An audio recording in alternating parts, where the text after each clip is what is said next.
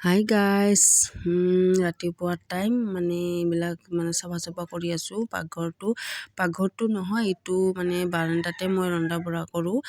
এইবিলাক লেতেৰা হৈছে, অলপ চাফা কৰোঁ। মইতো আৰু ক'তো নাযাওঁ। ৰাতিপুৱা এইটো ঘৰৰ কাম কৰি তাৰপিছত দোকান ঘৰ এনেকুৱাই মোৰ। কিছুমান ক'ৰবাত যাব লগা হ'লেতো যাবই লাগিব। এতিয়া এইবিলাক ঘিৰ বটল, নিৰামিষ খোৱাৰ কাৰণে এইবিলাক ঘি অনা হয়। ডাঙৰ বটল নহয় আৰু সৰু বটল। এটা বাচুগাৰ ছোৱালী, মোৰে ভণ্টি হয় বাচুগাৰ। তাই এটা ভিডিঅ' আপলোড কৰিছিল ধনী আৰু দুখীয়াৰ কথা।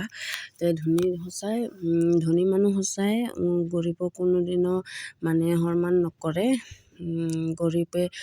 গৰীবৰ ঘৰত যাবা সদায় সন্মান কৰিব, কিন্তু ধনীৰ ঘৰত গ'লেও কেতিয়াও সন্মান নাপায়। আমাৰ দুখীয়া মানুহ গ'লে ধনীৰ ঘৰত কেতিয়াও সন্মান নকৰে, কিন্তু দুখীয়াৰ ঘৰত গ'লে সন্মান কি কৰিব, কি নকৰিব, কি খাব দিম, কি নিদিম, এনেকুৱা কৰে আমাৰ গৰীবৰ।